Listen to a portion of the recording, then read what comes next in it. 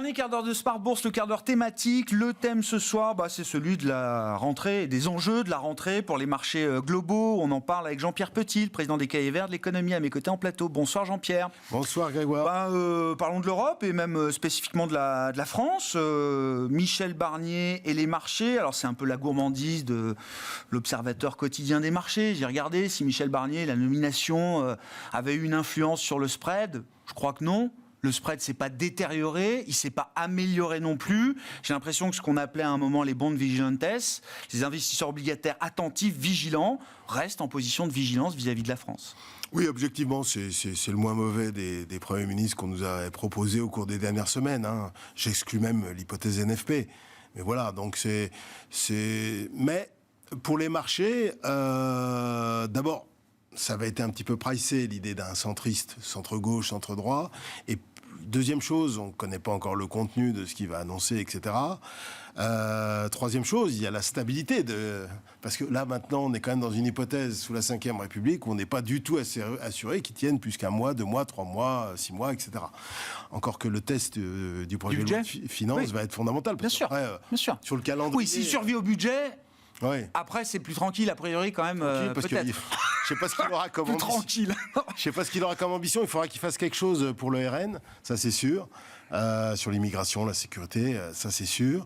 Mais disons que globalement, c'est pas mal. Alors c'est pas mal parce que le gars est quand même habitué des négociations. Non, il connaît bien la Commission européenne. C'est quand même. C'est pas inutile. C'est pas inutile par les temps qui courent. Il a 73 ans. Alors c'est devenu un avantage maintenant parce que évidemment, il n'a pas grand chose à perdre a priori. On est passé de si t'as 40 ans, c'est fini, à le retour des 73 quoi. T'as pu le remarquer depuis le 21 juillet, les 80, c'est râpé par contre. C'est ça, voilà, c'est ce que je dis. Il y a effectivement. 73 jusqu'à 80. Après, parce que c'est un sacré coup de barre qui a été donné le 21 juillet au niveau mondial, je pense. On en parlera tout à l'heure si tu veux. Donc 73 ans, il a rien à perdre. Son patron aussi, Macron, se représente pas. Donc il a une certaine latitude. Alors c'est vrai que au primaire de 2021, il était quand même plutôt sur une ligne réformiste, ajustement des dépenses publiques, immigration, sécurité. Donc c'est pour ça qu'il a pour l'instant une neutralité bienveillante entre guillemets du RN. Alors c'est ça qui va être fondamental à mon avis parce qu'il n'aura rien à gratter à gauche. Il va simplement devoir donner quelques gages à la gauche macroniste. Voilà, sans doute sur quelques aspects fiscaux, peut-être sur les super profits, sur le Dutreil. On parle de tout un tas de trucs. Et puis pour le RN, il va falloir qu'il fasse quelque chose sur l'immigration et la sécurité. Et le RN est un petit peu en position difficile parce que il sait très bien que s'il le renverse par une motion de censure, s'il vote une motion de censure, après, on aura du mal quand même à ne pas avoir la gauche. Oui, c'est ça. Voilà. Oui, donc, tout à fait. Donc il y a un petit sujet quand même. Oui, il y a un revers quand même à la censure. Le RN n'est pas aussi libre. Confortable. Confortable. J'entends. Voilà, donc c'est pas globalement par rapport à l'angoisse qui avait monté évidemment en juin-juillet, notamment après le résultat du deuxième tour des élections législatives où on pouvait craindre qu'une créature de LFI arrive comme chef de gouvernement. Là, c'est plus véritablement le cas. Voilà. Combien de temps on se donne, combien de temps les marchés, l'Europe aussi, les partenaires européens, comment ça peut se négocier tout ça ? Bon, il y a la séquence budgétaire, est-ce qu'on va devoir consolider en 4 ans, 7 ans, etc. J'ai l'impression que c'est des droits quand même qui se gagnent. C'est pas automatique. Non, c'est pas automatique. C'est-à-dire que, la France est dans une situation où les partenaires n'ont plus envie de faire de chèques en blanc et de cadeaux à la France. Donc il faut gagner à chaque fois le droit de pouvoir consolider en 7 ans, etc. Absolument. etc. Mais néanmoins, ils sont réalistes. Ils savent que cette année, il y a... J'entends bien. On est à 5,5 encore. Donc, oui, on ne sera pas à 4, oui. Voilà. D'accord. Puis la croissance nominale est passée de 6,5 à 3,5. Voilà. Le taux d'intérêt apparent a un tout petit peu monté, mais quand même un petit peu monté. Ce qui fait que l'écart entre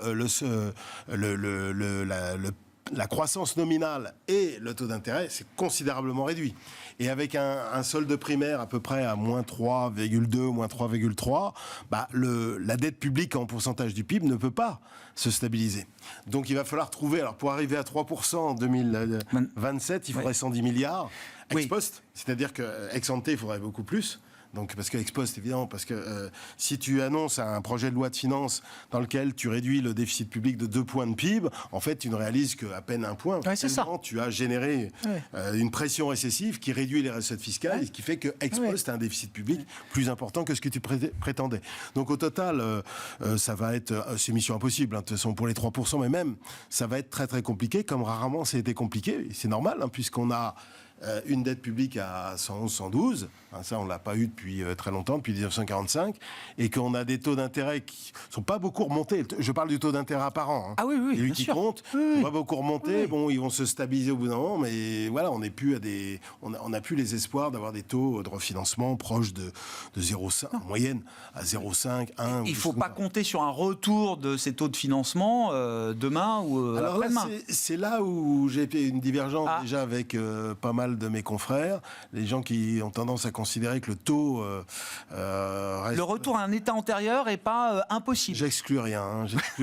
Non, mais franchement, parce que nous, on avait prévu les taux d'intérêt négatifs en 2012 et les gens nous traitaient de cinglés, parce que les taux d'intérêt négatifs, les gens disaient que c'était pas normal. Moi, je dis si, dans la situation où on est, enfin, c'est la situation dans laquelle on est qui est peut-être pas normale, mais on n'a pas le choix. D'abord, ce qui compte, c'est le taux réel. Donc, si les anticipations d'inflation passent sous les zéros, ce qui était le cas, enfin, on était presque dans ce cas de figure après la grande crise de la dette souveraine européenne. On était en difficulté. C'est pas pour rien que le Japon réussit à garder des taux réels à moins 0,5 par exemple aujourd'hui. Parce qu'il faut pas oublier que le pays qui a le plus de dettes privées et publiques à refinancer, c'est le Japon. Et c'est à mon avis l'erreur un petit peu de la BCE actuellement, avec des taux réels à 1%, avec une croissance potentielle probablement 0,7, 0,8, pas plus, en zone euro. On est en difficulté. Quand tu vois l'Allemagne, par exemple, l'Allemagne a fait 3 années. À zéro. Incroyable. Elle est au même niveau que 2019 que le début 2019. Oui, c'est ça. C'est hallucinant. C'est rare quand même dans l'histoire. Oui, ça c'est sûr. C'est rare dans l'histoire, donc on est aussi en grosse difficulté. Puis l'avantage qu'on a pour le taux réel d'équilibre, si tu veux, c'est qu'on a une croissance potentielle plus faible et on a quand même un équilibre épargne-investissement plus favorable au niveau de l'épargne. Même si, hélas, on l'envoie aux États-Unis ou ailleurs. Mais ça, c'est encore un autre problème. Je ne sais pas ce que dit le rapport Mario. Alors, c'était ma question. Parce que sur l'Allemagne, c'est l'anecdote que je citais la semaine dernière, mais coup sur coup, en 24 heures, il y a quand même le PDG de Volkswagen, alors qui va fermer 1 ou 2 usines, mais qui dit nous ne sommes plus compétitifs. Enfin, je veux dire, c'est quand même des grands patrons allemands. Et derrière ça, même pas 24 heures après, le patron de Deutsche Bank qui dit les Allemands ne travaillent pas assez. Il va falloir retravailler à nouveau. Il ne s'est pas prononcé sur les Français. Parce que... Non, mais oui, mais voilà. Mais ça m'intéressait que ce soit justement 2 patrons allemands qui, face à leur audience, face à leur public allemand, portent des messages aussi forts. Draghi, alors j'ai pas lu les 400 pages et les 170 mesures, mais enfin, pour moi, c'est du Draghi dans le texte. Évidemment, investissement, il y a que ça qui sortira l'Europe de l'ornière et qui remettra l'Europe dans le match et lui évitera de sortir de l'histoire. Et puis derrière investissement, ça veut dire investissement en commun. Enfin bon... J'ai pas lu les 400 pages. Je suis sûr que les 170 mesures sont extraordinaires, très pertinentes, très ingénieuses, etc. Mais à la fin de la journée, c'est quand même toujours la capacité à se dire est-ce qu'il y a un bien commun européen ? Est-ce qu'il y a des actifs communs qu'on serait prêt à financer ensemble ? On l'a fait. On l'a fait dans une période tout à fait particulière qui était Covid. Oui.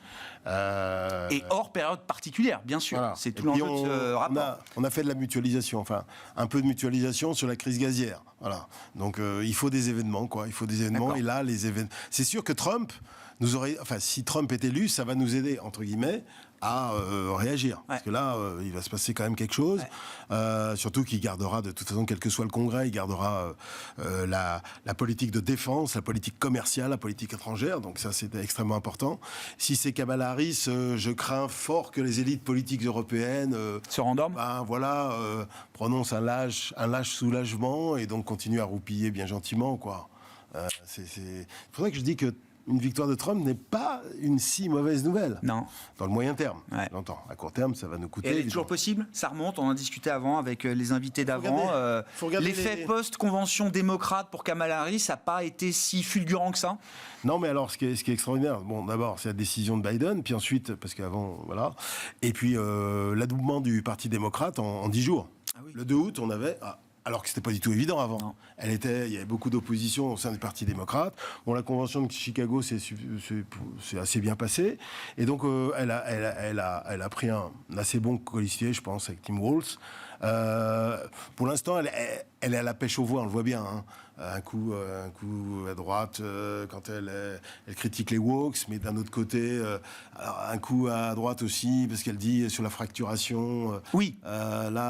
J'ai peut-être été un peu trop loin en 2020, donc je reviens dessus. Voilà.